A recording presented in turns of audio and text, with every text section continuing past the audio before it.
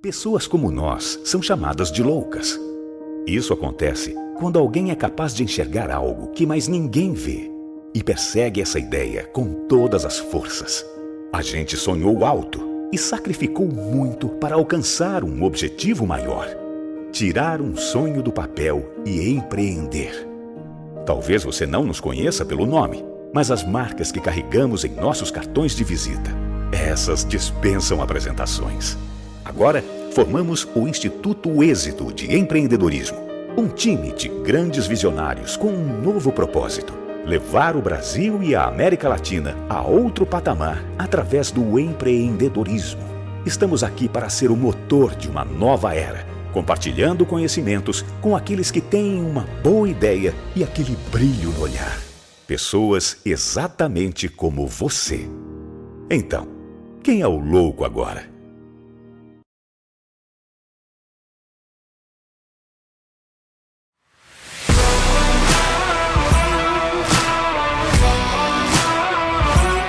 Turma de mentoria do Instituto Êxito de Empreendedorismo, mentoria para empreendedores empresariais. Começou em março de 2022, com aulas online semanais e um encontro presencial por mês em São Paulo, para transmissão de conhecimento, muita troca de experiências, muito network, conexão, relacionamento e muita superação de adversidade, onde os mentores empreendedores que já caminharam o caminho árduo do sucesso e da prosperidade ensinaram aos mentorandos, os empresários mentorandos, como encurtar o caminho, como chegar ao sucesso, à prosperidade e à escalabilidade do seu negócio, a aceleração do seu empreendimento empresarial. A gente fala de mentalidade de trabalhabilidade, a gente está falando de mentalidade empreendedora. Igual o Janguier, que eu respeito, admiro, ele conseguir reunir um timaço desse, né? Então, qualquer momento que vocês quiserem abordar e conversar, estou disposto e totalmente focado nesses 5 dias por vocês aqui.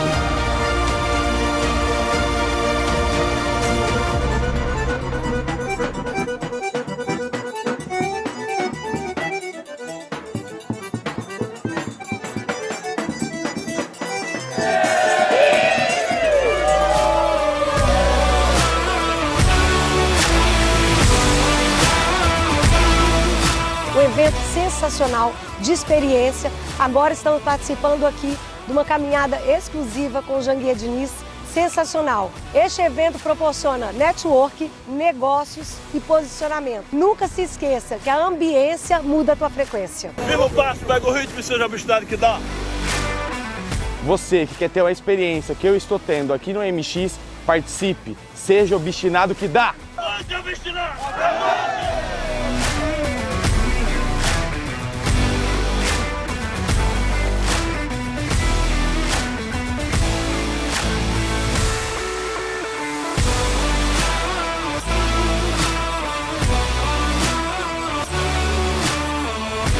A alma do negócio é o produto, igual a pessoa. Eu não enxergo a sua alma, eu enxergo o seu corpo. O corpo é o marketing, a alma é o produto. A alma tem que ser muito boa, o corpo tem que ser muito bom. Eu devo investir no Piccoli, que é mais conhecido em todas as instituições de justiça, ou na marca? Quem gera conteúdo e quem reposta?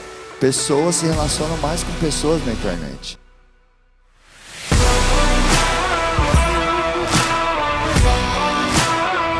Porque é uma troca, sempre a gente também pode aprender com os mentorandos. Então é uma conversa. Eu acredito que fora desse horário, almoço, café, nas pausas, você pode aproveitar de forma estratégica, porque você dedicou 5 dias aqui para você vir aprender, evoluir, extrair ao máximo, e é o que os mentores também têm como ideia, como objetivo aqui, dedicar e separar esses dias para agregar valor, para se entregar mesmo para os mentorandos. Então, de fato, é fazer as perguntas certas, ter clareza do que está precisando, do que quer, em que momento está e aproveitar o máximo possível das pessoas que estão presentes aqui.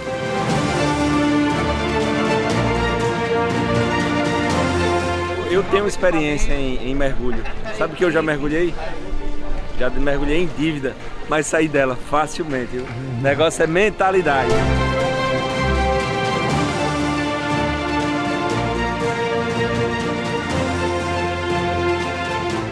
O Êxito Mentor Experience é uma experiência totalmente diferenciada do início ao fim. Primeiro porque é um ano todo de acompanhamento. São mais de 70 mentores que fazem parte do programa.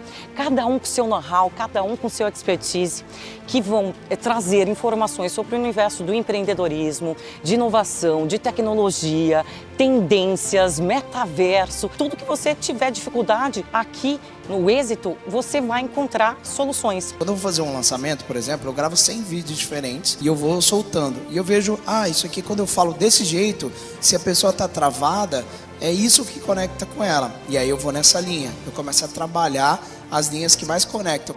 Cara, participar do Mentor para mim foi surreal.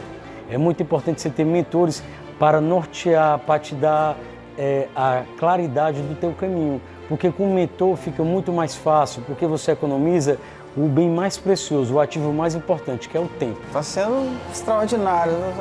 Acho que não conseguiria nem expressar em palavras a gratidão que eu tenho de estar aqui, porque são grandes mentes, grandes mentores, pessoas que eu admiro há anos. Eu poder estar de frente a frente com eles é extraordinário. Essa experiência que você está tendo aqui de acesso a pessoas que já chegaram lá, que já chegaram no milhão, no bilhão.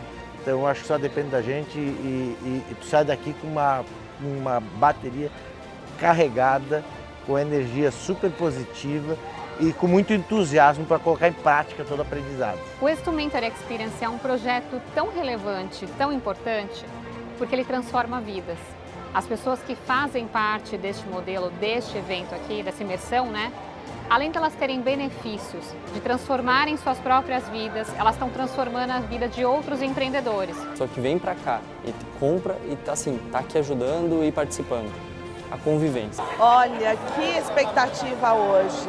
Esse sábado maravilhoso, a gente vai sair com um monte de mentores e mentorandos. Imagina, lá no mar, lá naquelas ilhas, né, flutuantes que aparecem aqui. E eu quero contar para vocês que eu tô tão ansiosa que a gente vai poder fazer trocas na diversão, na comunicação, num ambiente agradável que pode sair da rotina e é onde sai mais negócios, é onde a gente está descontraído.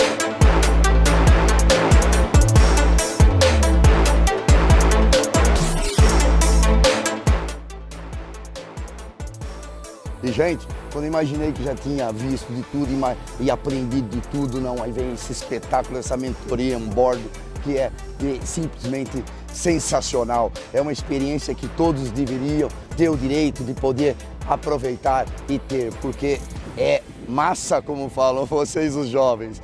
Eu agradeço muito ao Janguier de dar essa oportunidade e a todos os mentorandos e mentorados que, de uma maneira ou outra, estão me adicionando muito na minha vida em termos de conhecimento e experiência de vida.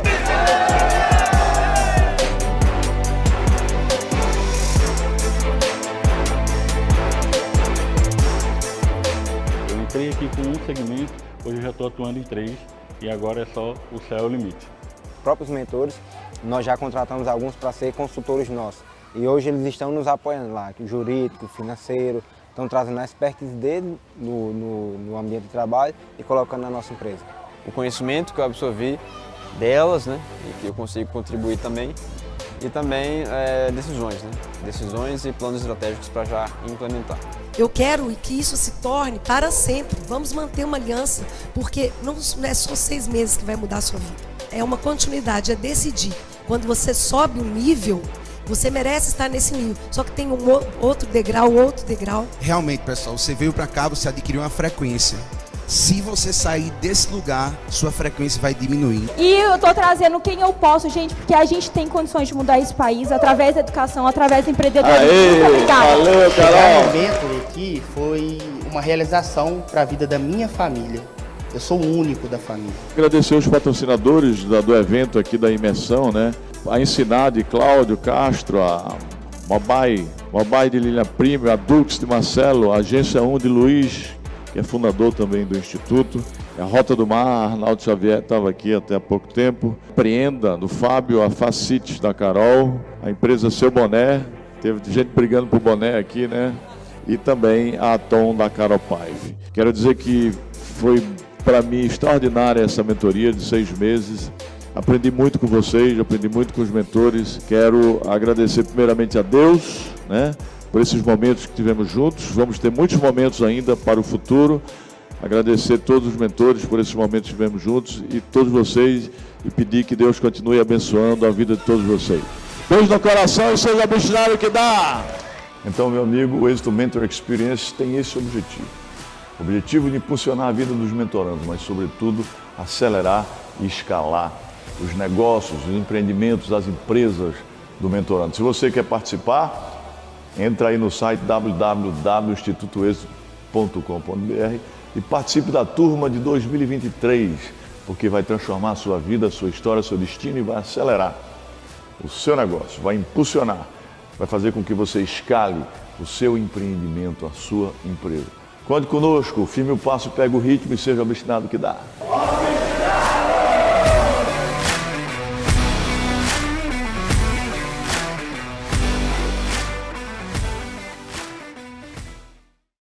Na competitiva indústria automotiva, algumas coisas são unanimidade. O design italiano, a mecânica alemã, a eficiência japonesa, o conforto americano, a inovação coreana e a energia? Ah, essa tinha que ser brasileira. Moura, a bateria original de 9 dos 10 carros mais vendidos no Brasil. Precisou de bateria? Moura.com.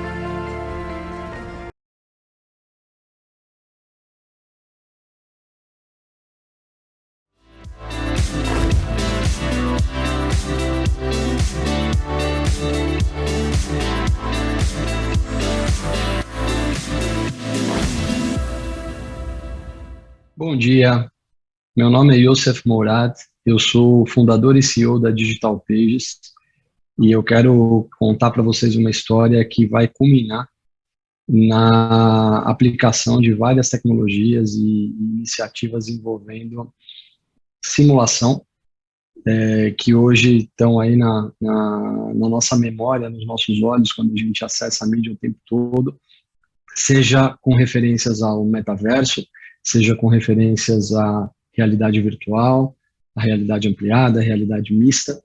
Então, meu intuito aqui com vocês é contar um pouquinho da vida real de quem está do lado das soluções, da arquitetura das soluções, para que essas iniciativas sejam possíveis. Agradeço demais pelo convite, Dr. Janguier, toda a turma do Instituto Êxito, é uma honra estar aqui, falando de temas sempre muito relevantes para um público altamente especializado. Então, falar de inovação para quem inova o tempo todo é uma responsabilidade, uma alegria muito grande.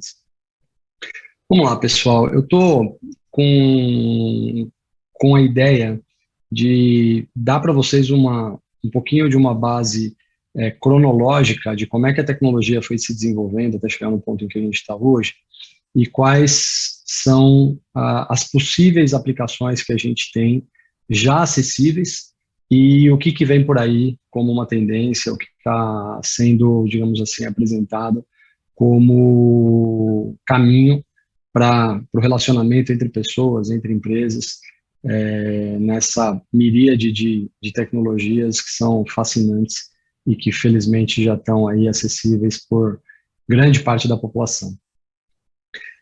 Falando um pouquinho do meu histórico, pessoal, para vocês entenderem como é que eu cheguei até essa pauta, eu empreendi muito cedo, eu acredito muito na filosofia do Instituto Êxito, na visão aí do Dr. Janguier sobre o papel do empreendedor e o quanto o empreendedorismo pode emancipar vidas, e E eu tinha já como referência de uma família que tem muitos empreendedores. Meu pai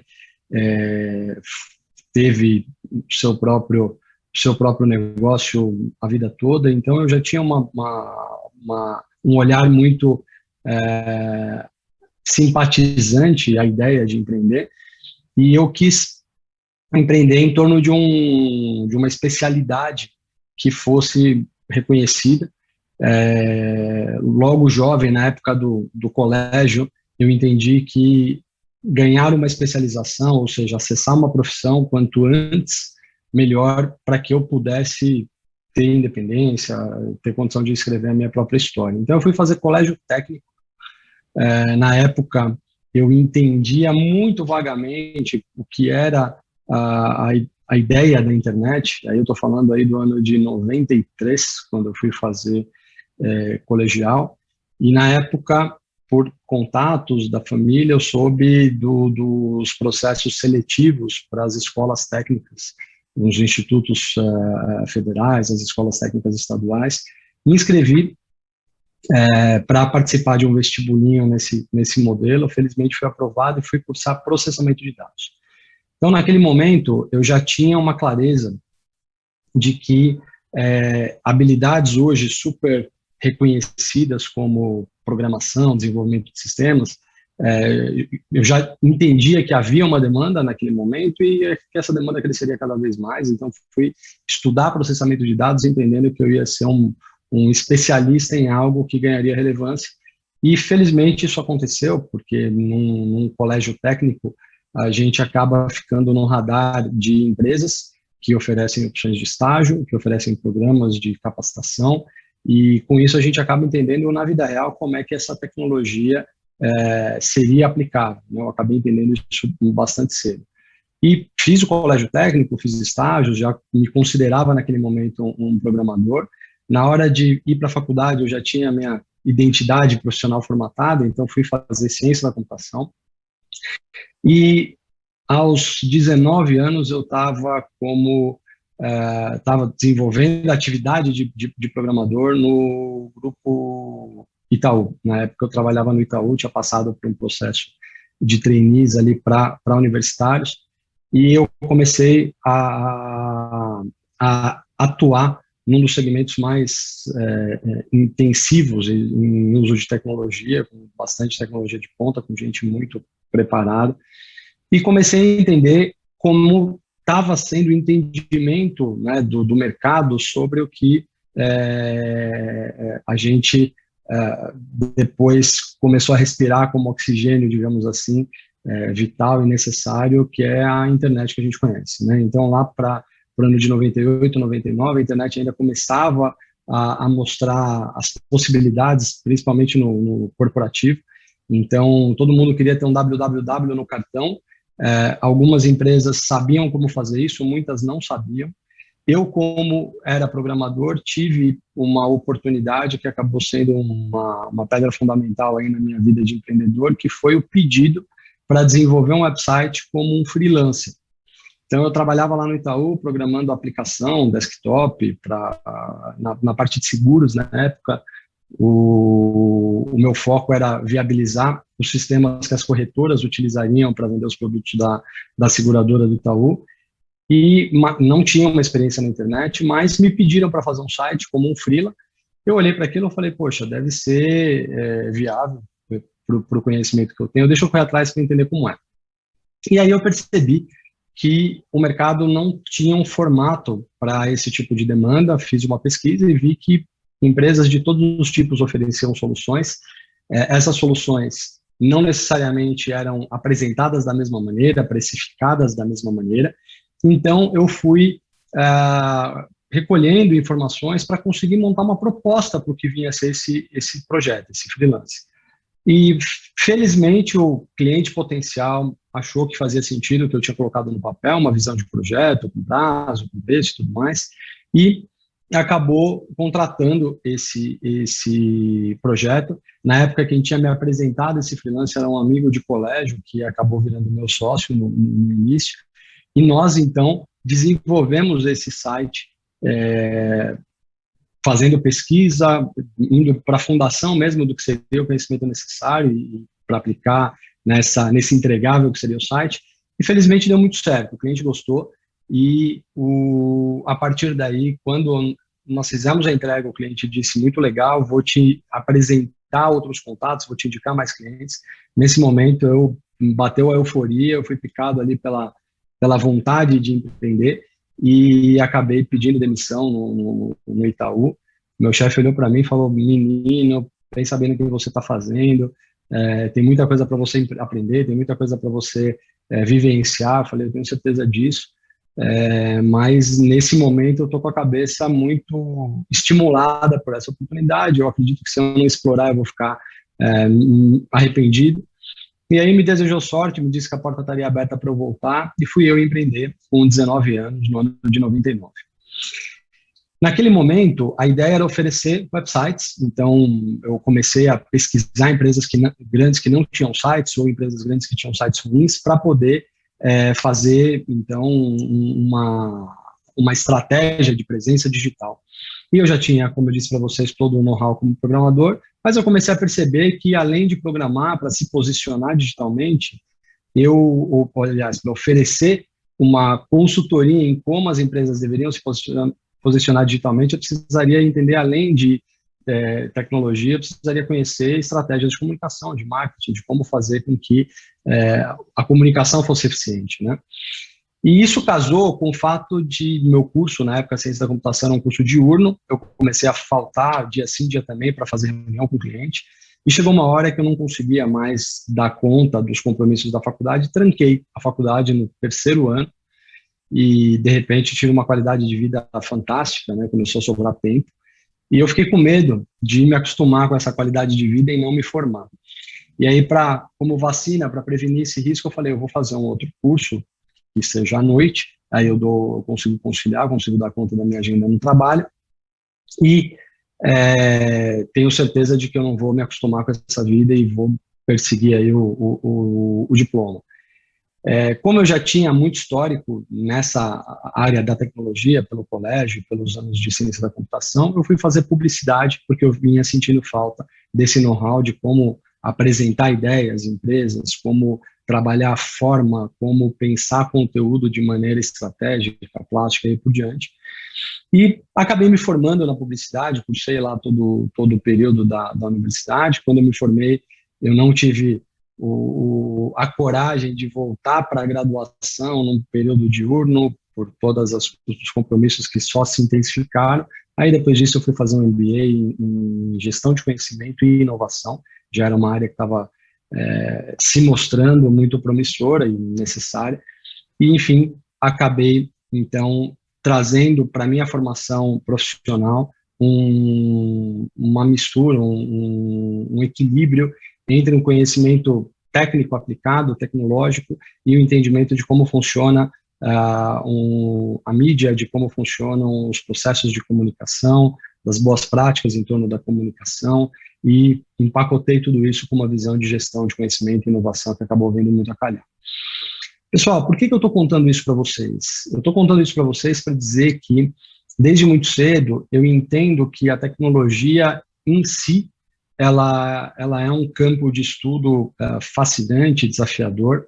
Entretanto, é muito importante entender o reflexo da tecnologia nas relações humanas, né? Então, quando a gente pensa que a adoção de uma nova tecnologia passa pelo dispositivo que é utilizado, pelo tipo de sistema que roda dentro desse dispositivo, a gente está analisando sempre uma faceta do contexto, e que não é suficiente para a gente tirar conclusões e entender efetivamente qual que é o benefício ou eventuais malefícios disso, né? Então, esse mix aí de lado direito e esquerdo do cérebro sobre um determinado objeto, sobre uma análise, faz uma diferença para a gente realmente conseguir ter um equilíbrio, e não só no sentido de onde direcionar a energia e o esforço, mas também para a gente conseguir criticar de maneira saudável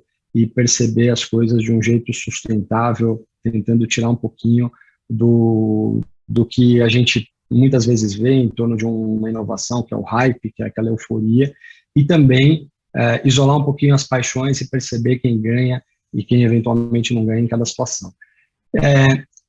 Para dar um pouco de caldo para essa perspectiva, pessoal, eu vou contar para vocês um pouco do que a empresa que eu fundei fez ao longo desses 20 e poucos anos, até chegar no foco da apresentação aqui, que é o metaverso e as possibilidades decorrentes a partir daí. E aí, produção, nesse momento eu acho que faz sentido compartilhar a tela. Eu queria mostrar um pouquinho a home do nosso site, para que as pessoas tenham visibilidade aí do que eu estou querendo materializar e ilustrar aí com alguns exemplos. Bom, eu vou dizer para vocês que a Digital Pages, que é a empresa que eu fundei, que eu dirijo, é uma empresa especializada em oferecer soluções tecnológicas e também serviços para gestão de conteúdo digital. Eu sei que essa expressão é muito abrangente. Quando eu falo gestão, a minha intenção efetivamente é incluir todas as atividades ou processos inerentes ao ciclo de vida de uma oferta de conteúdo, ou seja, criação do conteúdo, administração, organização, distribuição desse conteúdo para um determinado público-alvo e acompanhamento de como esse conteúdo é consumido. Então, tudo isso a gente coloca aí dentro desse guarda-chuva, digamos assim, de gestão, pensando de maneira muito abrangente, muito holística nesse ciclo de vida. E quando eu falo conteúdo, também, intencionalmente, eu me proponho a incluir diversos formatos, né? E aí entra um conteúdo de jornal, de uma revista, de um livro, que são formatos que marcaram muito o início da nossa operação, e também conteúdos nativamente digitais, por exemplo, vídeos, por exemplo, games, e mais recentemente, modelos tridimensionais, ambientes tridimensionais interativos, que dão condição de viabilizar simulações, hologramas, aí por diante, aí a gente entra bastante nessa seara da realidade virtual, da realidade mista, do metaverso. Bom, falando um pouquinho do que a Digital Pages materializou nesse contexto de oferecer tecnologia, fazer pesquisa e desenvolvimento em torno de inovação tecnológica, mas entendendo muito bem qual que é o reflexo disso nas relações entre pessoas, entre empresas. A gente começou a vida, pessoal, lá na virada dos anos 2000, oferecendo para grandes editores transformação digital, né? Então, em grandes linhas, a gente percebeu que a internet mudaria radicalmente a maneira como conteúdos seriam consumidos. E, a partir daí, batemos na porta de grandes editores, por exemplo, uma editora Abril, que publica a revista Veja, uma editora Globo, que publica a revista Época, grandes jornais como Estadão, Folha de São Paulo, Valor Econômico, Globo. Então, todos esses são exemplos de clientes que a Digital Pages teve. A maior parte das grandes publicações da mídia nacional tiveram as suas primeiras versões digitais oferecidas ou viabilizadas por nós. E naquele momento, qual que era o modelo? A gente pegava o conteúdo que era fechado para impressão, para uma gráfica, imprimir, e a gente processava aquilo para que fosse possível o consumo na tela, ou seja, com o mouse e eventualmente o teclado para fazer uma pesquisa. E aí a ideia, como benefício, era dizer para o assinante de uma revista, de um jornal, que ele poderia ter um login e senha, para quando estivesse, por exemplo, fora da área de entrega daquela publicação, ele pudesse acessar o site e consumir o conteúdo daquela edição, do dia, da semana, do mês, e também oferecer para um anunciante que tivesse uma página de um anúncio sendo publicada, e também a possibilidade de incrementar aquele anúncio, por exemplo, colocando um vídeo, colocando um link para o seu site, colocando uma integração com o seu e-commerce e aí por diante. Então, tanto pela perspectiva do leitor quanto pela perspectiva do anunciante, a ideia foi trazer novas possibilidades de alcance, de capilaridade e também novas possibilidades em relação aos formatos, por exemplo, com essa ideia do enriquecimento do anúncio. Bom, pessoal, isso foi uma onda, a gente foi bastante precursor nessa onda e a gente colheu o ônus e bônus de sermos precursores, então a gente teve que contar muitas vezes a mesma história, a gente bateu em muitas portas, a gente tomou algumas portas na cara até que elas fossem abertas, mas no fim, felizmente, conseguimos antecipar uma tendência. Então, quando o mercado começou a perceber que seria importante oferecer versões digitais de revistas e jornais, a gente já tinha respostas para as perguntas que vinham aparecendo e soluções para a implementação dessas soluções, dessas iniciativas, desses projetos, e felizmente a gente começou a processar muito conteúdo e atender muitos usuários, né? Então a gente começou a lidar com escala, tanto de conteúdo quanto de usuários. Isso, pessoal, nos deu um entendimento bastante detalhado do que funciona e do que não funciona num relacionamento digital. Então a gente começou a entender o que chama a atenção do usuário, o que não chama a atenção do usuário, o que efetivamente fideliza a atenção do usuário. Então, seja para uma estratégia de atração ou de retenção, nós começamos a entender o que hoje a indústria chama de user experience, né? Então, assim, a experiência do usuário em torno do consumo de um conteúdo digital faz toda a diferença, né? Então, todo mundo aqui é bombardeado por informações e conteúdo o tempo todo e sabe o quanto é essencial ter condição de escolha, ter condição de prioridade. Então, a gente começou a entender esse comportamento muito cedo, porque a gente começava a acompanhar os relatórios analíticos, né? Então a gente sabia, fulano clicou em tal lugar, fulano ficou 1 minuto nessa página, 10 minutos na outra, ciclano assistiu o vídeo até a metade, beltrano assistiu o vídeo até o final. Então a gente começou a entender o que eram as tendências e inferir e constatar a partir daí quais eram as motivações em torno das tendências. Então a gente começa a vida oferecendo transformação digital. Naquele momento, o paradigma, ou seja, o modelo dominante em relação a meio de acesso ainda era o computador.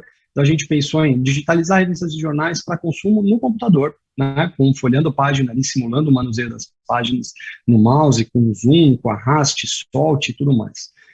Essa onda, pessoal, durou bastante. Então, a gente começou a oferecer isso, como eu disse para vocês, na virada de 99 para 2000. E esse modelo, em alguns casos, persiste até hoje, né? Então, assim, a gente ainda tem clientes importantes oferecendo versões digitais das suas publicações. Por exemplo, quem estiver me ouvindo que assina o jornal Valor Econômico, a gente ainda viabiliza a versão digital do Valor Econômico até hoje nesse formato.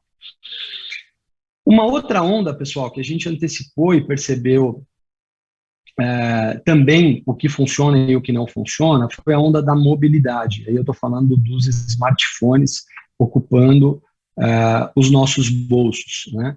Até chegar no ponto em que o Brasil hoje é uma referência em engajamento, em uso de telefonia celular. A gente tem mais linhas do que gente no Brasil, né? A gente tem o fenômeno do pré-pago, algumas pessoas têm mais de uma linha habilitada, então existem mais números de celular do que pessoas no Brasil. E a onda que a gente antecipou, pessoal, foi o desenvolvimento de aplicativos, né? Num primeiro momento, a gente dizia para as empresas que seria importante ter um app publicado na App Store, na Play Store, que antigamente se chamava Google Play, e ainda não existia uma percepção clara do que oferecer no aplicativo. Por que as pessoas querem aplicativos, né? Então a gente começou também a fazer um trabalho de sensibilização até que grande parte dos nossos clientes entenderam a importância de ter os aplicativos e hoje não se discute que esse é um canal fundamental, que o celular está no bolso de todo mundo, que a gente não passa muitos minutos sem pegar o celular, e normalmente quando a gente pega o celular na mão, a gente abre um aplicativo para fazer alguma coisa ali. Então, essa foi uma onda que a gente também antecipou. A gente começou a desenvolver os aplicativos pelo menos 3 anos antes disso virar um hype, antes de todo mundo entender a importância, e quando isso se disseminou como uma tecnologia vigente, a gente também já tinha bastante histórico, bastante dado para analisar.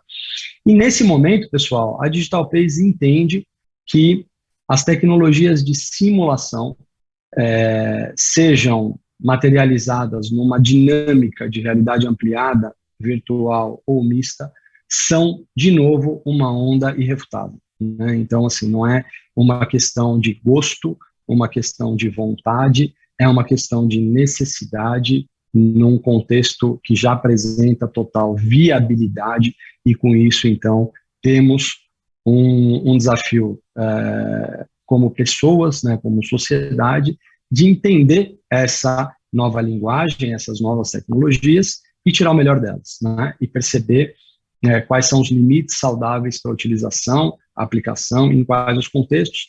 Então, é mais ou menos em relação a isso que eu pretendo discorrer um pouco agora nos próximos minutos, pessoal. Bom,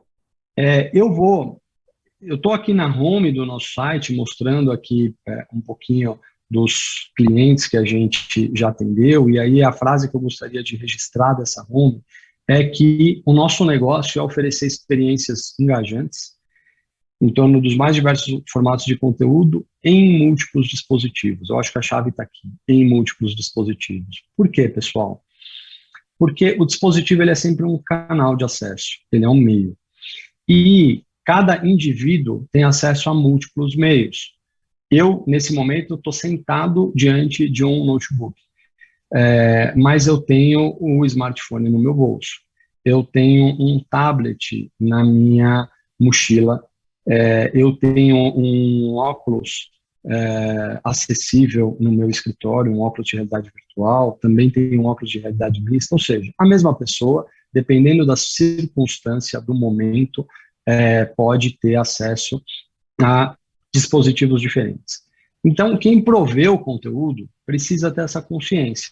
Quem provê o conteúdo precisa pensar de maneira não excludente.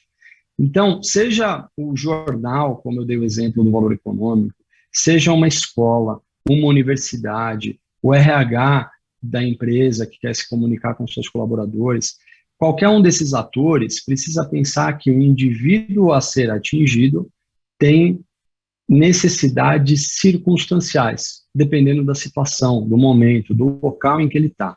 E essas necessidades circunstanciais vão fazer ele escolher um dispositivo ou outro. Então, se quem provê o conteúdo fizer escolhas excludentes do tipo, eu tenho esse conteúdo disponível somente para acesso pelo desktop, eu tenho esse conteúdo disponível somente para acesso pelo meu aplicativo, pelo app, quem vai ser penalizado é o usuário na ponta. Então, a nossa missão, como uma empresa que oferece as soluções, que viabiliza as tecnologias, é dizer para o nosso cliente, que normalmente é uma empresa, faça o seu conteúdo chegar por todos os canais possíveis, porque a multicanalidade é uma realidade, não dá para discordar, não dá para questionar, a gente precisa se adequar e tirar o máximo proveito da multiplicidade de dispositivos. Então, esse é um ponto muito chave nessa parte aqui da minha fala. E aí, então, para quem for fazer qualquer pesquisa e quiser consultar em mais detalhes algo do que eu estou apresentando aqui, eu estou então no nosso site, no digitalpages.com.br, agora eu vou clicar em soluções, e aí eu vou clicar nesse último card aqui, experiências imersivas em realidades virtual, ampliada e mista. Pessoal, eu vou começar legendando essa terminologia. Eu acredito que a maior parte de vocês já tenha cruzado com essas expressões e é muito natural que a gente tenha alguma dúvida em relação ao significado dessas expressões, em que cenário que uma é mais aplicável ou outra. Então, eu vou começar dando uma legenda aqui, pessoal.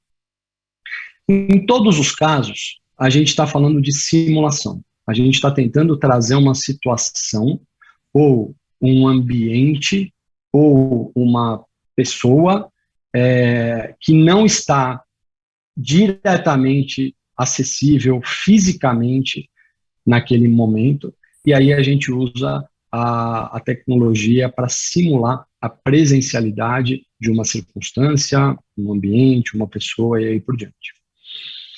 A diferença, pessoal, entre as realidades ampliada, virtual e mista, normalmente está relacionada ao dispositivo utilizado pelo usuário. Pedir licença para dar um golinho de água aqui.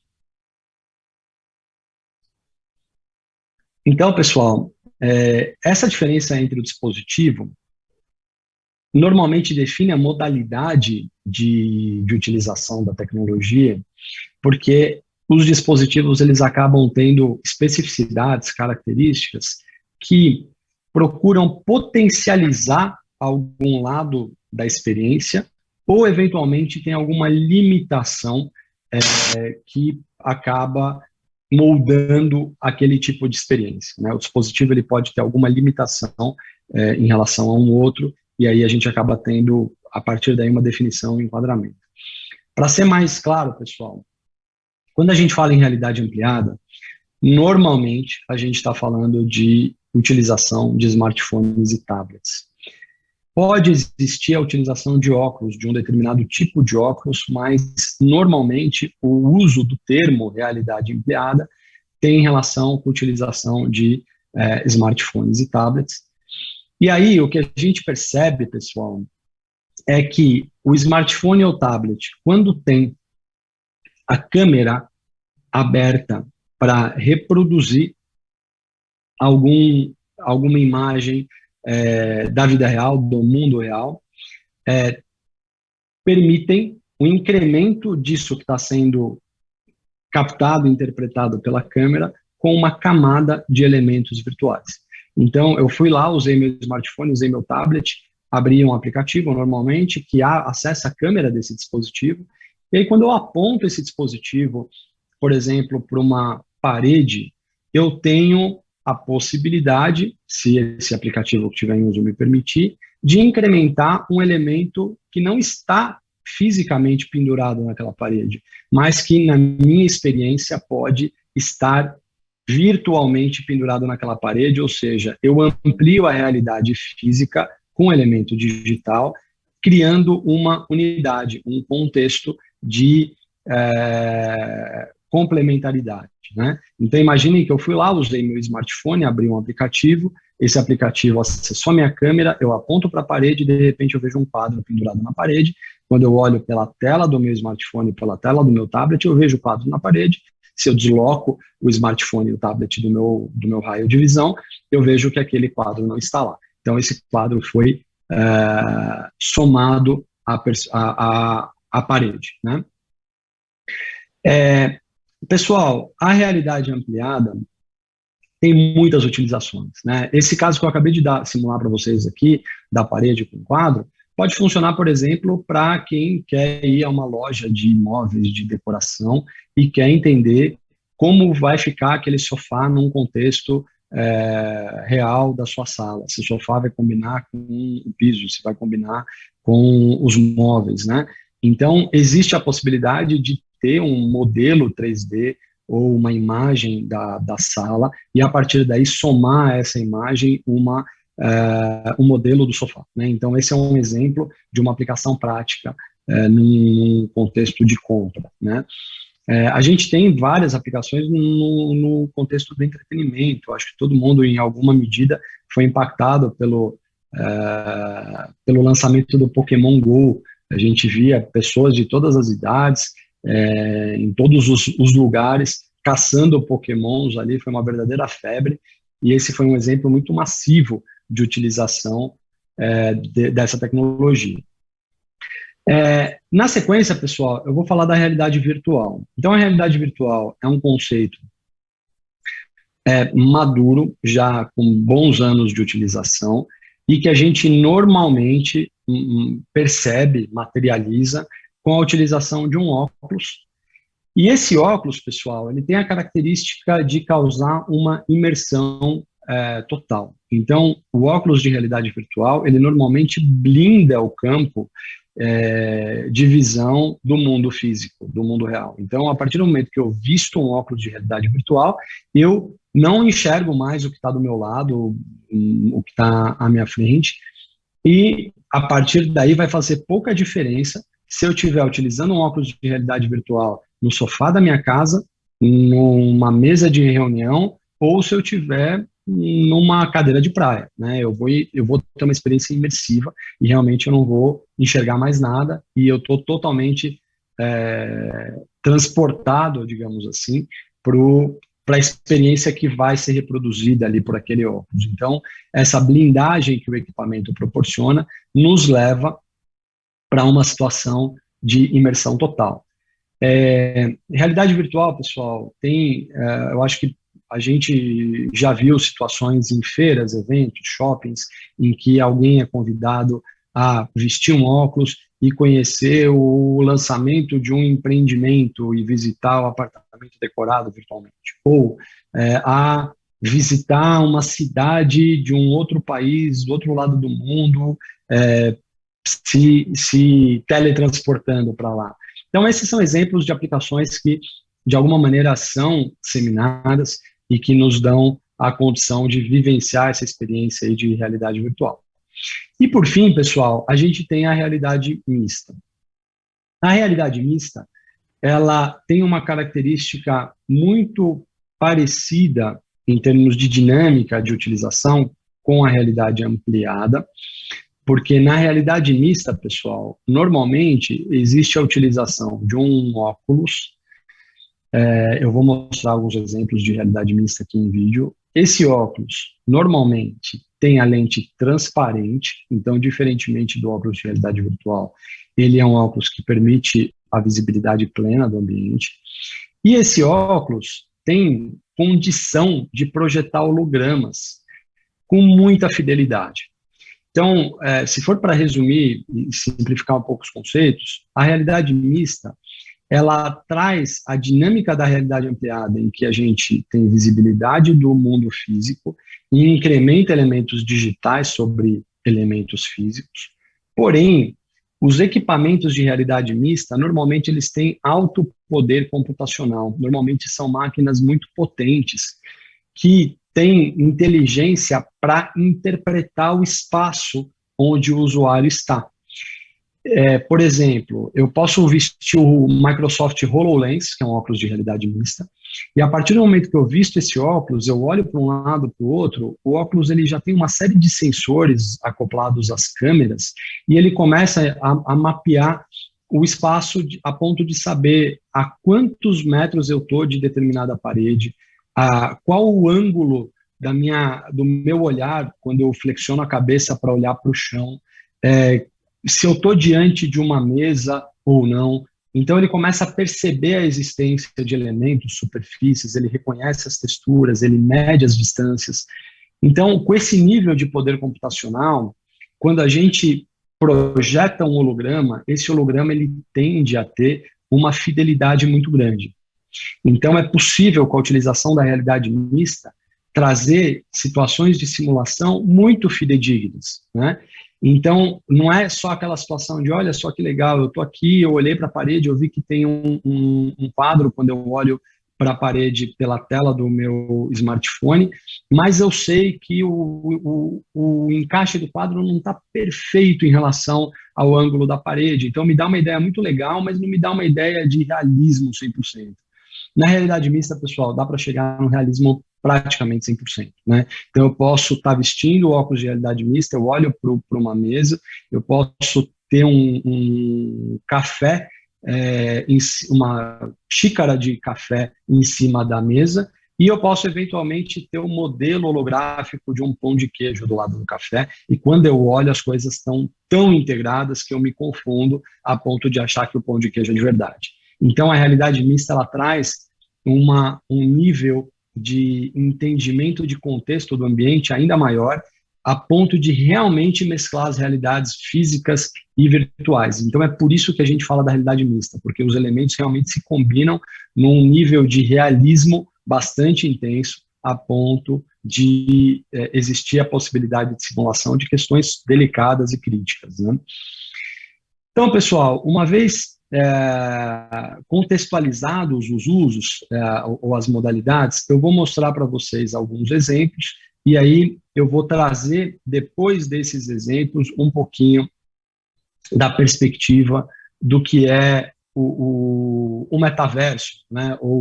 Quais são as implicações que essas tecnologias trazem para o conceito do metaverso. Então, nesse momento, eu vou dar para vocês alguns exemplos, tá, pessoal? Esse primeiro exemplo é um exemplo de realidade ampliada. Aí vocês vão lembrar que eu disse que, normalmente, quando a gente pensa em realidade ampliada, a gente está falando de utilização de smartphone ou tablet. E aí, qual que é o caso de uso aqui, pessoal? a ideia aqui foi trazer uma aula de um curso universitário na área de saúde, que tem uma série de atividades práticas que normalmente acontecem num laboratório, numa bancada, num ambiente de experimentação, para que o aluno possa desenvolver essa atividade, essa experiência, pelo seu smartphone em qualquer lugar. Então, a ideia foi virtualizar aulas que normalmente acontecem num laboratório, numa oficina, na hora que o aluno quiser, onde ele quiser, pelo meio do seu próprio celular. Vamos lá, vou dar o play no vídeo aqui.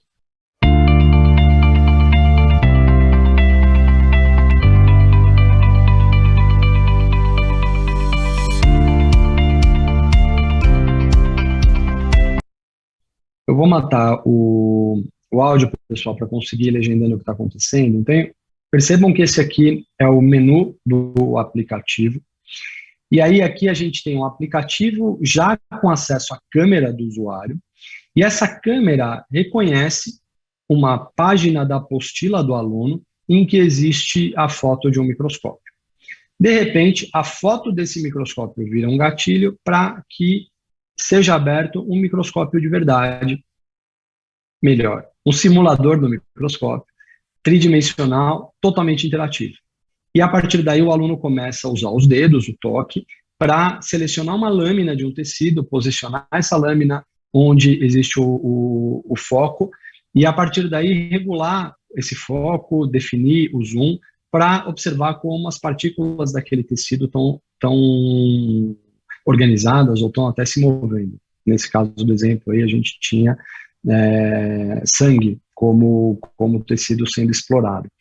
E aí a gente mostra a mão do usuário pegando a folha de papel como palco, e ele arrasta para a direita, para a esquerda, e toda a experiência move junto, entendendo que existe aí um sensor de movimento, né?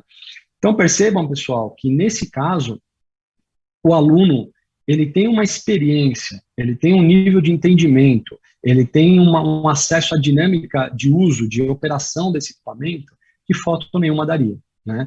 Então, é uma emancipação, digamos assim, de poderes para o aluno que ou seria apresentado ao microscópio numa imagem, ou assistiria um vídeo de um microscópio em operação, ou iria numa determinada data e hora para utilizar o microscópio de verdade com limitação da duração da aula. Num cenário em que a gente vira para o aluno e fala, está aqui o aplicativo, está aqui a experiência, faça você mesmo, faça quantas vezes você quiser, o nível de entendimento do aluno das nuances, de como funciona, acaba sendo muito maior. E quem oferece essa experiência, o professor, o tutor que está sendo responsável por essa experiência, tem acesso não só ao que o aluno opta por expor, por exemplo, estou com dúvida, para que serve esse botão, eu giro para a direita ou para a esquerda, mas ele também tem acesso ao que o aluno não opta em expor. Por exemplo, quanto tempo o aluno ficou fazendo a experiência? Ele quis posicionar todas as lâminas com as variações de tecidos, ou ele escolheu só uma lâmina?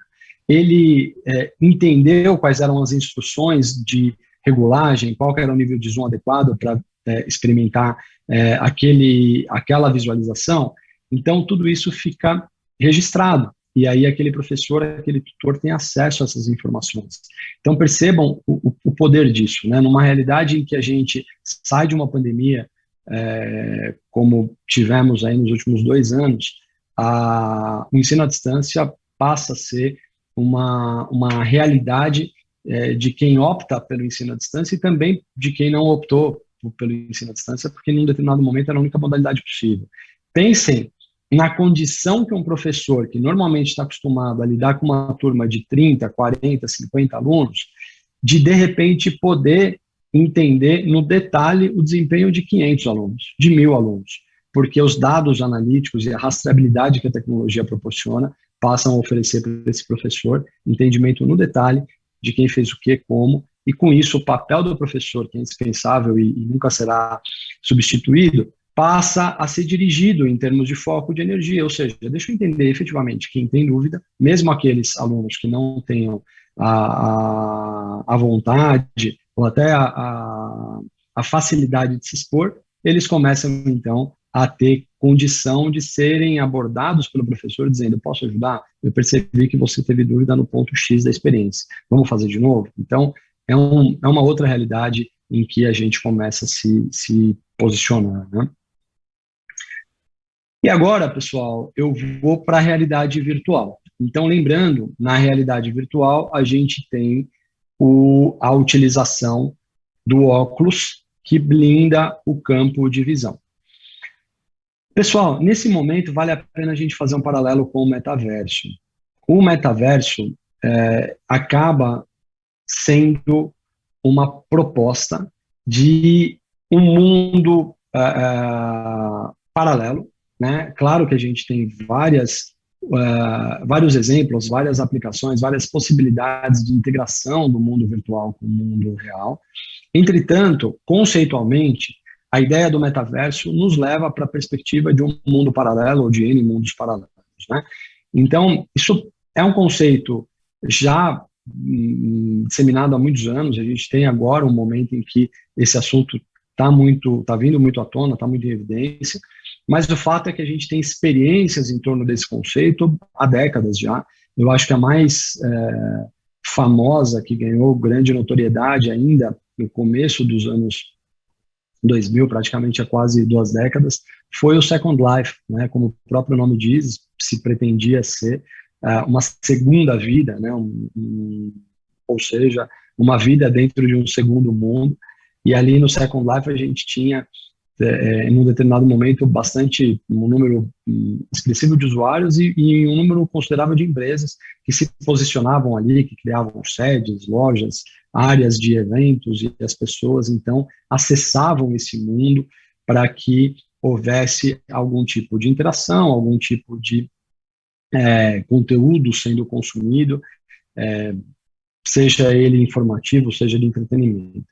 O fato é, o conceito do metaverso está muito ancorado na ideia da realidade virtual, em que existe a construção de um ambiente novo, né, novo que eu digo, diferente desse no qual estamos posicionados fisicamente. Então eu me desloco para um outro lugar, e nesse outro lugar eu encontro eventualmente pessoas que vão compartilhar comigo algum interesse comum, né, seja um interesse de socialização simplesmente, das pessoas se conhecerem, seja o interesse de visitar uma exposição, seja o interesse de um game, né, de um jogo em que existe uma missão, um desafio e uma competição, e um sistema de pontuação e aí por diante. Então, a ideia do metaverso está muito ancorada na realidade virtual.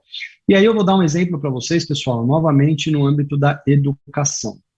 Nesse caso, o que eu vou mostrar para vocês é a simulação em realidade virtual. Então, nesse caso, o usuário está usando um óculos de realidade virtual que blinda todo o campo de visão, e ele é conduzido para um ambiente de uma oficina em que se ensina a prática da solda, né, um simulador de solda. Pessoal, a gente fez isso para um grande grupo educacional, que tem centenas de milhares de alunos. Qual que é o objetivo desse grupo educacional aqui? Foi economizar no insumo que um processo de solda necessita. Esse insumo, essa matéria-prima é cara. Então, qual que foi a estratégia aqui? Vamos utilizar o simulador para trazer o aluno para o entendimento do que é o ambiente, do que é o equipamento, quais são as boas práticas em torno da utilização do equipamento, quais são os riscos, qual que é a sequência de utilização, quais são os parâmetros de utilização desse equipamento. Ou seja, vamos passar para o aluno tudo o que ele precisa saber no simulador, para quando ele for pegar o aparelho real da solda, ele não precisar gastar muito insumo com dúvidas elementares que já poderiam ter sido esclarecidas. Eu vou fazer uma analogia, pessoal, que todo mundo, em alguma medida, conhece, que é o processo de formação de piloto de avião, né? Eu acho que é bem disseminada a ideia de que o piloto de avião em formação, ele não sai voando, ele tem muitas horas de simulador antes de decolar. Por quê? Porque não tem avião para todo mundo que pretende ser piloto disponível, porque o combustível é caríssimo, porque o processo de voo demanda uma área de decolagem e pouso concorridíssima.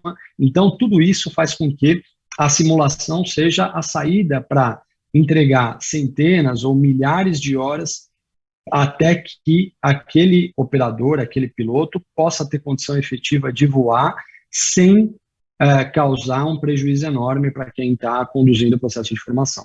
Então, essa analogia foi o racional para o desenvolvimento desse simulador de solda. E aí eu queria que vocês percebessem aqui o quanto essa experiência é fidedigna em relação ao ambiente, em relação à utilização do aparelho. Vamos lá.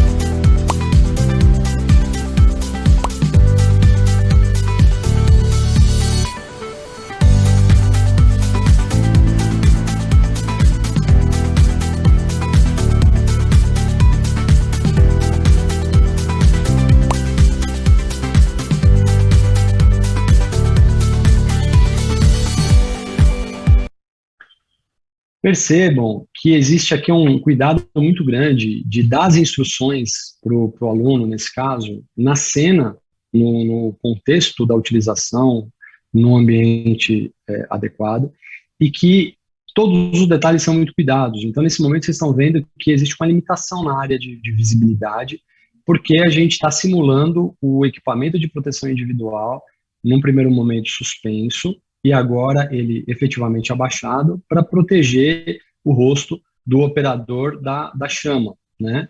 Então, quando a gente tem aqui, num cenário real, o usuário que está vestindo esse equipamento de proteção individual, ele perde a visão periférica, ele tem acesso a um quadradinho, mesmo do jeito que está aí. Então, a gente mostra para ele que ele não pode chegar perto de utilizar o aparelho, disparar ali uma chama sem ele efetivamente estar vestindo esse aparelho. Então a gente mostra, olha, enquanto você estiver organizando o ambiente, você pode levantar o capacete, mas você precisa abaixá-lo na hora que você for acionar e disparar a chama. E aí, pessoal, percebam que o usuário ele toma decisões, né? Então ele tem instrução do que fazer, em que sequência, mas ele tem a opção de errar. Ele pode disparar a chama com o capacete aberto, né? E aí o simulador vai dizer para ele, você precisa fechar, né? Então, o nível de entendimento de quais são os erros possíveis, ele está embarcado na roteirização dessa experiência. E aí, aqui, pessoal, a gente traz um pouco de uma perspectiva do poder dos dados nessa realidade do uso dessas tecnologias de simulação, né? Então, a gente mostra exemplos de como um responsável pelo RH de uma empresa, um professor, um coordenador de curso numa instituição de ensino, tem acesso ao entendimento de como é que foi a performance dos alunos. Então, é possível entender tanto por uma perspectiva consolidada, ou seja, deixa eu ver as tendências, os erros comuns, quanto pela perspectiva individualizada daquele aluno, né? Então, esse entendimento dos dados e fatos por trás de uma experiência trazem uma condição de levar a aprendizagem para um outro patamar, né? Então, medir o que efetivamente o aluno captou do que ele precisava fazer e de como ele consegue materializar o conhecimento é uma coisa que nas modalidades analógicas, digamos assim, dos processos de ensino e aprendizagem tem limitações, né? Então, a gente tem aquele modelo em que muitos de nós fomos qualificados e educados num cenário em que existe alguém que detém um conhecimento e está muito preocupado em transmitir esse conhecimento, mas a gente sabe que a retenção, a absorção não necessariamente é garantida, mesmo que a gente tenha alguém com muita qualidade para transmitir. Então, o ponto de mensuração é o ponto da metabolização e aplicação prática disso, né? Então, quando a gente consegue absorver informação, processar, desenvolve o conhecimento, e com esse conhecimento a gente resolve problemas da vida real, aí sim a gente agrega muito valor. Então, a tecnologia nos permite mensurar esse último elo do ciclo, que é o que eu resolvo com esse conhecimento que eu acabei de absorver, e ali vocês viram que fica muito viável entender o que se faz com tudo isso. Bom, pessoal, agora eu vou mostrar a utilização da realidade mista, né? Então, é aquele caso em que o óculos permite a visibilidade do campo físico, mas ele também projeta hologramas. Esse vídeo aqui eu posso divulgar o nome do cliente, temos autorização para isso, foi um projeto que a gente desenvolveu junto à Nestlé, mais especificamente a área de saúde da Nestlé, que apostou na realidade mista para sensibilizar os profissionais da área de vendas que poderiam visitar médicos para apresentar lançamentos. E nesse contexto, o profissional que visita o médico poderia dizer para o médico: vista aqui o óculos, que eu vou te mostrar como é que isso age no metabolismo, como é que esse suplemento tem a metabolização, digamos assim, do princípio ativo, em que tecidos que ele vai interferir, qual que é o desdobramento disso no nível celular, por exemplo, né? Então, aqui vocês vão perceber num primeiro momento um gestor da Nestlé apresentando isso numa convenção, e a partir daí essa apresentação passa a estar disponível para que os profissionais pudessem escolher em que medida apresentar isso para um médico que pode tomar uma decisão de recomendar isso para um paciente na ponta. Vou dar o play no vídeo aqui.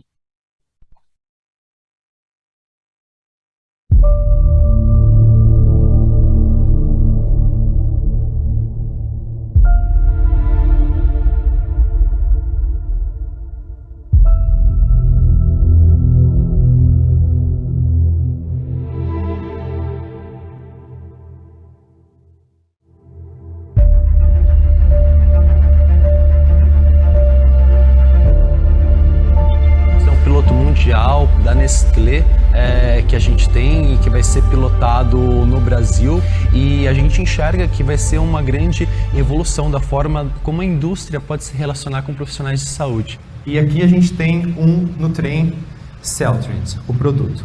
Quando a gente pega e clica nele, a gente consegue pegar esse produto e arrastar, mover ele e consegue interagir. Muito legal, a gente viu que o pessoal ficou extremamente engajado, impressionado também. Teve uns momentos o pessoal achou meio, é realidade, não é realidade. Que é um sachê de Celtrient, deixa eu pegar. Pronto, e a gente traz do mundo virtual para o mundo real. E a gente teve feedbacks muito positivos, e foi muito interessante que as pessoas, por meio da demonstração que foi criada, conseguiam ver valor e uso no dia a dia, que é algo para a gente mais importante. Se a equipe de vendas vê valor de uso disso no dia a dia, para a gente faz toda a diferença, porque afinal são eles que vão usar essa tecnologia, e com a tecnologia sendo comprada pela equipe de vendas, com certeza a gente vai ter sucesso com os profissionais de saúde. Poxa, incrível, Digital Pages tem se mostrado ser um excelente parceiro, muito atencioso, muito atento aos detalhes e com um nível de qualidade excepcional. A gente está muito satisfeito com as entregas sendo realizadas até o momento, e a gente enxerga que vai ser um excelente casamento entre Nestlé e Digital Pages para conseguir evoluir toda essa parceria e fazer com que a gente marque história, tanto a Nestlé quanto a Digital Pages. E aí, pessoal, ainda na realidade mista, eu vou trazer um outro vídeo aqui em que a situação problema é um processo de manutenção industrial. O cliente, nesse caso aqui, é uma grande empresa de óleo e gás, de energia.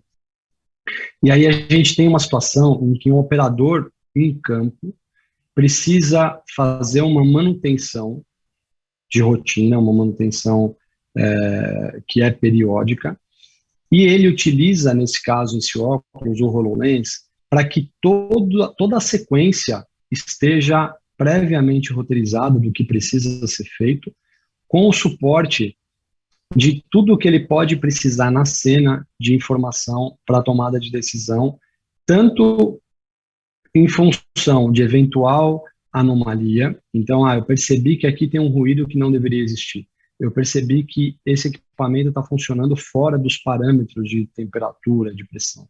Então, tanto para tratar uma anomalia, como para poder incrementar uma base de conhecimento, porque a partir do momento que ele está com esse óculos em ação, tudo o que ele está vendo pode ser registrado, pode ser compartilhado. Então, imagine que todo o trabalho que é feito por um operador passa a ser filmado em tempo real.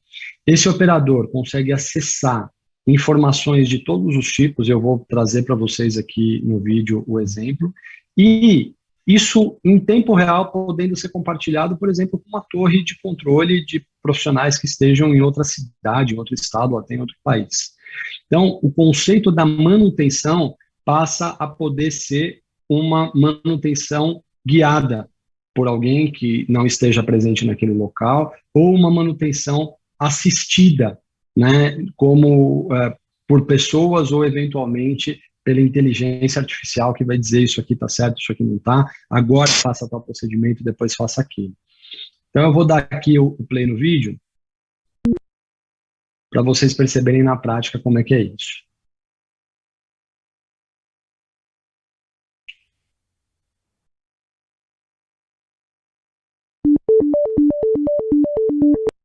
Pessoal, aqui vocês estão vendo em primeira pessoa, ou seja, vocês estão com a visibilidade que o operador de manutenção tem. Percebam que nesse momento ele olha para um equipamento, vou até voltar aqui um pouquinho, ele olha para um equipamento e a gente tem o chamado Digital Twin, que é a réplica digital posicionada ao lado. Então, existe uma inteligência para que esse operador possa olhar para determinada área de uma planta, para um determinado equipamento, e aí esse aplicativo é capaz de reconhecer num repositório que está lá na nuvem qual que é a réplica digital, qual que é o modelo tridimensional daquele equipamento, traz isso para a cena e dá para o operador a possibilidade de interagir com essa réplica digital para saber se o que ele está vendo na vida real está funcionando direito. Então imagine que ele olhou para esse equipamento e ele detectou um ruído e ele quer entender qual que é a estrutura interna daquele equipamento para conseguir ser mais assertivo na hora de preencher um relatório ou de dar uma devolutiva de que existe um ruído onde não deveria existir. Então ele chegou aqui, ele abriu, aí vocês estão vendo aqui o menu do aplicativo que ele vai utilizar, e essa réplica digital aqui, ela pode ser manuseada. Então ele vira para um lado, vira para o outro, e ele consegue explorar elementos do equipamento, inclusive internos, né? Então, ele não teria como desmontar esse equipamento em funcionamento. Ele não teria como, eventualmente, chegar muito perto, dependendo do nível de criticidade e de risco que existe ali. Então, eu vou dar para vocês, vou voltar ao play aqui para vocês perceberem o tipo de suporte que a informação adequada, fidedigna, em tempo real, traz para esse contexto de realidade mista. Percebam, pessoal, nesse caso, jamais esse operador poderia estar com um equipamento que blinda o campo de visão dele, porque ele está andando por equipamentos extremamente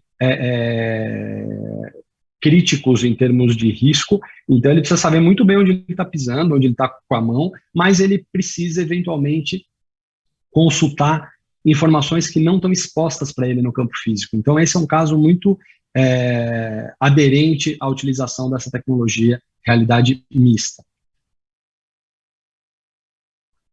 Então, perceba, ele está clicando no ar, e porque ele está vendo esses hologramas, e a partir daí ele conseguiu dissecar esse equipamento e entender, por exemplo, onde existe uma mola, né? E aí ele sabe, eventualmente, que o ruído pode vir da mola, por exemplo, aqui.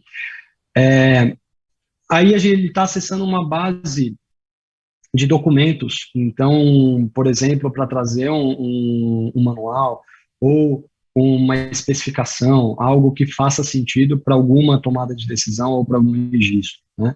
Então, o acesso a essa base também passa a ser viável em tempo real, sem que ele precise carregar uma mochila e estar com N documentos impressos, né? Então, ele tem ali, na hora, numa ergonomia adequada, ele consegue efetivamente acessar uma base de conhecimento.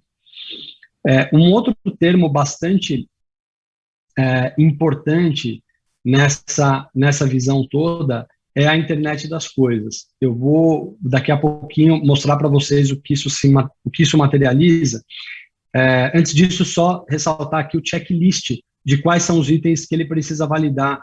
Então, ele vai lá, ele pode dar um ok, ou ele pode tirar uma foto para dizer o que não está ok. Então, tudo isso passa a ser um aparelhamento para a experiência. E aqui eu venho para a expressão IoT, ou seja, Internet das Coisas. São sensores que estão conectados em tempo real a essa aplicação. E aí ele sabe qual que é a temperatura, qual que é o ruído, qual que é a pressão de determinado equipamento que ele está explorando ali. Então, percebam, pessoal, que a chance de erro, a chance de acidente cai drasticamente. Então, a gente começa a ter processos que são, como eu disse para vocês, processos de manutenção guiada, manutenção assistida, com a possibilidade de trazer para a cena, para o momento da utilização, tudo que a tecnologia pode oferecer em termos de dados, em termos de simulação, para que a vida real funcione de um jeito mais assertivo, mais seguro, mais econômico, mais rápido e aí por diante. Pessoal, eu espero que com esses vídeos a gente consiga ter mais elementos para uma discussão. Né? Por que eu fiz questão de mostrar esses vídeos para vocês? Para mostrar que o conceito de realidade virtual, de simulação, é muito disseminado na seara do entretenimento, mas o entretenimento é uma de N searas. Então, seja para educação, seja para e-commerce, seja para um processo industrial, como aqui, num caso de uma manutenção crítica, para todas essas situações, a simulação pode ajudar muito. Sempre que existir a necessidade de presencialidade e for difícil viabilizar a presencialidade, seja a presencialidade de uma pessoa que poderia ajudar esse operador que apareceu no vídeo, ou a presencialidade de um equipamento que está longe, ou que é caro, que é escasso, que é difícil de ter na mão, por exemplo, o microscópio do aluno do curso de enfermagem no primeiro semestre. Ou uma situação em que eu queira comprar uma camisa, eu queira ter ideia de como fica a camisa em mim, mas eu não estou com a camisa na mão. Imaginem que não está muito distante, pessoal, a possibilidade de cada um de nós se escanear tridimensionalmente. Imaginem que do mesmo jeito que a gente tem um arquivo da nossa foto no nosso celular, a gente pode ter um modelo 3D do nosso corpo. Né? Imaginem que nós possamos ir para algum lugar ou comprar um equipamento ou alugar um equipamento em que a gente se escaneie tridimensionalmente e esse molde do nosso corpo 3D possa ser utilizado num site de e-commerce para que determinadas peças que também são escaneadas tridimensionalmente sejam projetadas no molde do nosso corpo para a gente entender como seria a gente vestindo determinada camisa, calça, tênis, sapato. Não está tão longe, pessoal. Hoje em dia já existe viabilidade técnica para esse tipo de aplicação. Claro que a gente depende de disseminação de alguns dispositivos, de disseminação da banda, a gente está discutindo aí há bastante tempo internet 5G, 6G. Então, claro que existem pré-requisitos, mas o conceito já não é mais subjetivo, já não é uma visão somente. Existem implementações que nos levam a entender que isso está próximo.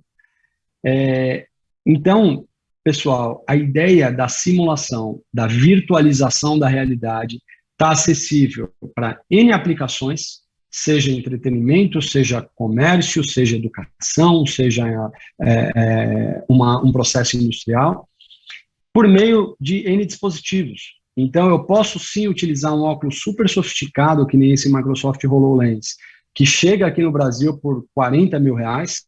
Eu posso utilizar um óculos de realidade virtual, como o Quest 2, que a Meta, o Facebook, está incentivando para a utilização no seu metaverso, por algo em torno de R$2 mil. E eu posso utilizar o meu smartphone, que eu já comprei, eu não vou precisar fazer um novo investimento nas situações de realidade ampliada, como eu mostrei para vocês. Então, pessoal, eu acho que, como conclusão, a contribuição que eu queria dar aqui para esse debate é que o entendimento mais estigmatizado, estereotipado do metaverso como uma aplicação lúdica que só é acessível por meio de um óculos de realidade virtual e que normalmente leva o usuário para um ambiente de entretenimento ou de game, é o único passaporte para essa realidade, isso é uma interpretação bastante simplista ou que limita as possibilidades dessa realidade. Então, quando a gente pensa em metaverso e quando a gente pensa em realidade virtual, a gente está falando de viabilizar simulações para N finalidades, que podem conectar pessoas, empresas, organizações, em N contextos, por N dispositivos, e a partir daí, pessoal, o céu é o limite, né? Para bem e para mal. Então, a gente pode visitar lugares que a gente nunca visitou e que a gente teria dificuldade de visitar, a gente pode conhecer pessoas que a gente não conhece, que a gente teria dificuldade de acessar, a gente pode consumir produtos ou serviços que a gente teria dificuldade no mundo físico, mas a gente também pode trazer problemas que a gente não teria, né? Então, hoje, muitos pais estão preocupados com o nível de exposição que seus filhos terão no metaverso, porque a gestão de identidade passa a ser uma preocupação muito grande, né? A gestão de dados passa a ser uma preocupação muito grande. As oportunidades de socialização trazem riscos de um assédio indesejado. Então, existem situações que precisam ser compreendidas e que precisam ser mitigadas como risco, certamente sim, mas existem situações fantásticas que podem nos levar a alcançar resultados que a gente não alcançaria sem o uso da tecnologia. Então, pessoal, eu acho que para fechar, o que eu quero mostrar para vocês é que metaverso não é um único lugar, né? Então, essa é uma expressão que leva a gente para um mundo paralelo ou para mundos paralelos. Hoje em dia existem vários metaversos sendo utilizados, então a gente tem metaversos de ambientes de jogos, por exemplo, o Roblox, que tem uma utilização fantástica, a gente tem ambientes como o VR Chat, que são focados em socialização, a gente tem grandes players de redes sociais, como a própria Meta, que aponta, num primeiro momento, com experimentos como o Horizons World num contexto de experimentação e de utilização, mas a gente sabe que o desdobramento disso é trazer novas interfaces e novas possibilidades de interação para ambientes bastante conhecidos, por exemplo, o Facebook e o Instagram. Daqui a pouco, a gente vai poder acessar um perfil do Instagram que não tenha apenas fotos e vídeos postados, mas que tenha o convite para acesso a um ambiente 3D interativo. Eu posso, eventualmente, acessar o perfil de uma loja no Instagram e entrar nessa loja e realmente andar pela loja e provar os produtos e comprar os produtos. Então, a gente está indo para esse cenário em que ambientes virtuais, tridimensionais, interativos, simulam situações e operações com muita fidelidade, e a gente tem, muito possivelmente, isso se integrando às situações do mundo físico, né? Então, eu posso estar aqui sentado, eu posso, de repente, me deslocar para um outro lugar e, de repente, conversar com uma pessoa e acessar, ao mesmo tempo, uma janela de uma aplicação do meu trabalho, né? Então, a gente vai começar a ter mescla de contextos e, para isso, a linguagem e as tecnologias de simulação serão cada vez mais disseminadas e necessárias. Pessoal, obrigado. Eu espero ter agregado. Muito feliz, como eu disse no início, de fazer parte desse evento tão bacana. Agradeço demais a todo o time do Instituto Êxito, o Dr. Janguier, Jânio, Joaldo, toda a família sempre nos acolhe de braços abertos. Eu fico feliz demais aí de fazer parte desse ecossistema, de tê-los como amigos e ansioso por uma próxima oportunidade de interagir com quem acompanha o Instituto Êxito, que é sempre gente muito boa, que nos ensina muito, que nos inspira muito. Abraço a todos, um ótimo dia. A violência contra a mulher não é apenas física, mas também psicológica, sexual, patrimonial e moral. Caso tenha sofrido ou presenciado algum episódio de violência contra a mulher, busque ajuda por meio dos seguintes canais: Delegacia da Mulher, registre um boletim de ocorrência, unidades de saúde e hospitais. Na maioria dos casos com internamento, o próprio hospital confirma a violência e avisa a Polícia Civil. Disque 190 deve ser acionado em caso de flagrante. Disque 180, a central de atendimento à mulher funciona 24 horas, a ligação é anônima, gratuita e disponível em todo o país. Ministério Público. Alguns estados possuem núcleos de gênero especializados em atender mulheres vítimas de violência.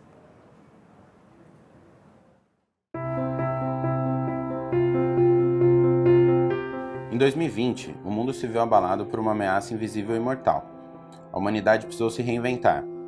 Lockdown, home office, e-commerce, delivery, distanciamento social, protocolos de segurança e uso obrigatório de máscaras foram apenas algumas das ações que nos levaram ao novo normal.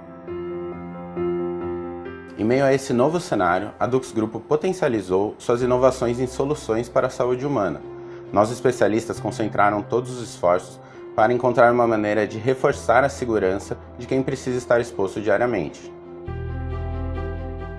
Reconhecida por ser líder no controle de gases e odores, a Dux Grupo desenvolveu o desinfetante Duo Germe H, uma poderosa solução para a desinfecção de ambientes, que age segundos após sua aplicação e tem eficiência comprovada e duradoura contra o coronavírus.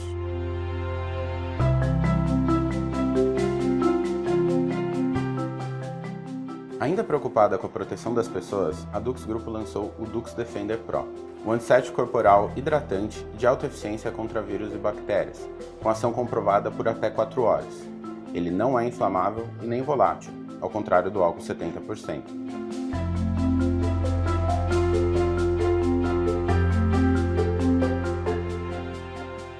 Os desafios encontrados ainda são muitos, mas algumas soluções já existem e são eficientes, para que a humanidade consiga conviver com essas dificuldades e renovar sua esperança na ciência e no potencial consciente e solidário de cada um de nós.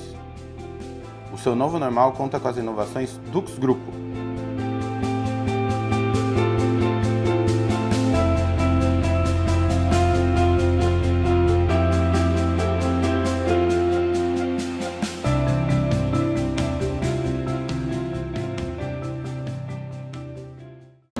O mundo está em constante transformação. Encontramos novas formas de estudar, de trabalhar, de nos locomover. Agora é a vez da sua carreira. Chegou Peixe 30, a rede profissional da nova economia que conecta pessoas e empresas com vontade de crescer. Com Peixe 30 você fica integrado com as melhores oportunidades do mercado e dá aquele upgrade na sua carreira. Peixe 30, venda seu peixe em 30 segundos. Baixe o app.